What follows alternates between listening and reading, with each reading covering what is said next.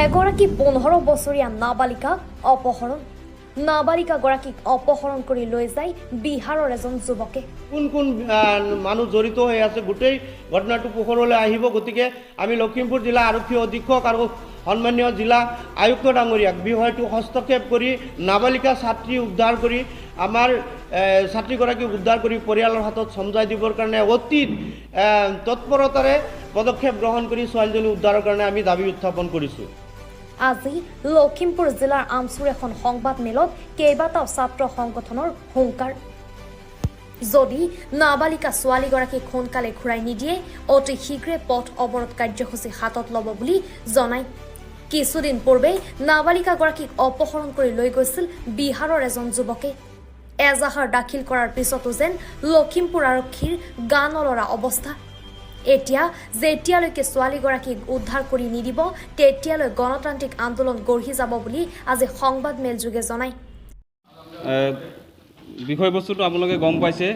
গতিকে আমাৰ কথা হৈছে আমাৰ ছাত্ৰীগৰাকী যিহেতু নাবালিকা ছাত্ৰী, গতিকে এই ছাত্ৰীগৰাকীক যোনজন যুৱকে মানে এই বহিৰাজ্যত লৈ গ'ল সেই যুৱকজনক কৰায়ত্ব কৰি দৃষ্টান্তমূলক শাস্তি গ্ৰহণ কৰিব লাগে আৰু আমাক ছাত্ৰীজন ঘূৰাই দিব লাগে।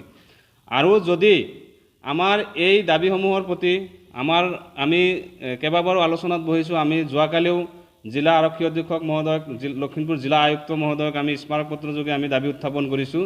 যদি আমাৰ দাবীৰ প্ৰতি সঁহাৰি নজনায়, এতিয়া আমি ৰাইজৰ সন্মুখত যিহেতু আমি যাব লাগিব, গতিকে ৰাইজৰ বিপুল দাবীত স্থানীয় বিভিন্ন দল সংগঠনৰ লগত লৈ আমি লখিমপুৰ জিলা সংখ্যালঘু ছাত্ৰ ইউনিয়নে আমি আন্দোলনৰ কাৰ্যসূচী ল'বলৈ বাধ্য থাকিম। আৰু আমি এই মুহূৰ্তত এই ACA পাইপলাইন কোম্পানীৰ বিষয়াসকলক আমি এটা কথাই অনুৰোধ জনাব বিচাৰিছোঁ। আমাৰ যিহেতু আমাৰ ইয়াত কৰ্মৰত যিসকল শ্ৰমিক আছে, এই শ্ৰমিকৰ গাত কোনো ধৰণৰ জগৰ নাই। গতিকে এই শ্ৰমিকসকল যাতে কোনো ধৰণৰ বিপদত নপৰে, কাৰণ আমাৰ স্থানীয় ৰাইজসকল উদ্বিগ্ন হৈ আছে।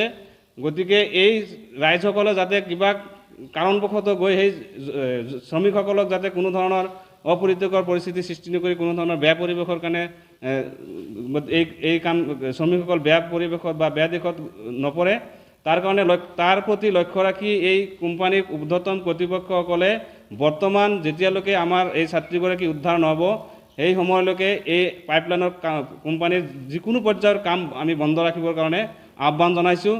আৰু যদি আমাৰ আহ্বানৰ প্ৰতি সঁহাৰি নজনায়, আমি পৰৱৰ্তী সময়ত ৰাইজৰ সৈতে আলোচনা মৰ্মে আমাৰ স্থানীয় দল সংগঠনৰ লগত আলোচনা মৰ্মে আমি বৃহৎ প্ৰতিবাদী কাৰ্যসূচী ল'বলৈ বাধ্য থাকিম। আমি প্ৰথমেই আমাৰ যিটো সোণাপুৰ আৰু বঙালমৰা, সোণাপুৰ হালমৰা যিটো ৰুট আছে, আমি এই ৰুট ব্লক কাৰ্যসূচী ল'বলৈ বাধ্য থাকিম। পৰৱৰ্তী সময়ত আমি বঙালমৰা আৰক্ষী চকী ঘেৰাও কৰিবলৈ আমি বাধ্য থাকিম। আৰু পৰৱৰ্তী সময়ত যদি তেতিয়াও যদি আমাৰ এই ছাত্ৰীগৰাকী উদ্ধাৰ নহয়, আমি আলোচনা মৰ্মে আমি আন্দোলনৰ কাৰ্যসূচী ঘোষণা কৰিম। গতিকে আমাৰ দাবী, আমাৰ ছাত্ৰীজনীক ঘূৰাই লাগে আৰু যোনজন যুৱকে এই দুষ্কাৰ্য সম্পন্ন কৰিছে এই যুৱকজনক শাস্তিৰ ব্যৱস্থা কৰিব লাগে। ধন্যবাদ। প্ৰথমে আমি আমাৰ বঙালমৰা সোণাপুৰ হৈ যিটো হালমৰা ৰুট আছে, এই ৰুট আমি ব্লক কৰি আমি প্ৰতিবাদ সাব্যস্ত কৰিম। আৰু তাৰ পাছতো যদি আমাৰ ছাত্ৰীজনী উদ্ধাৰ নহয়, আমি বঙালমৰা থানা ঘেৰাও কাৰ্যসূচী ল'বলৈ আমি বাধ্য হ'ম।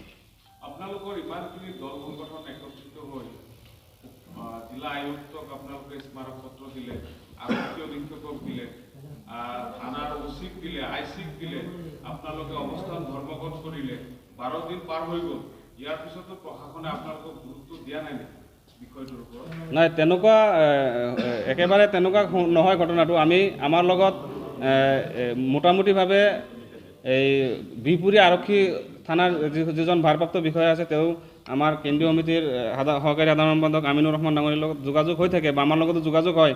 তেখেতে আমাক জনোৱা মতে বস্তুটো তদন্তৰ আঁতৰত আছে। আৰু কিন্তু আমাৰ কথা হ'ল তদন্তটো ক্ষীপ্ৰ হ'ব লাগে, কাৰণ বৰ্তমান ছাত্ৰীজনীৰ বৰ্তমান স্থিতি কি সেইটো আমি গম পাই থকা নাই, ছাত্ৰীজনী জীয়াই আছে নে নাই। গতিকে আমাৰ কথা হৈছে তদন্ত অতি ক্ষীপ্ৰতাৰে হ'ব লাগে।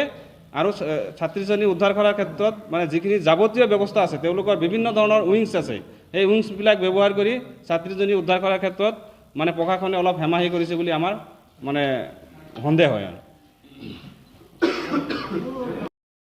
পাপ্পু যাদৱক গ্ৰেপ্তাৰ কৰাৰ পাছতে এই ঘটনাটোৰ লগত কোন কোন মানুহ জড়িত হৈ আছে গোটেই ঘটনাটো পোহৰলৈ আহিব। গতিকে আমি লখিমপুৰ জিলা আৰক্ষী অধীক্ষক আৰু সন্মানীয় জিলা আয়ুক্ত ডাঙৰীয়াক বিষয়টো হস্তক্ষেপ কৰি নাবালিকা ছাত্ৰী উদ্ধাৰ কৰি আমাৰ ছাত্ৰীগৰাকীক উদ্ধাৰ কৰি পৰিয়ালৰ হাতত চমজাই দিবৰ কাৰণে অতি তৎপৰতাৰে পদক্ষেপ গ্ৰহণ কৰি ছোৱালীজনী উদ্ধাৰৰ কাৰণে আমি দাবী উত্থাপন কৰিছোঁ।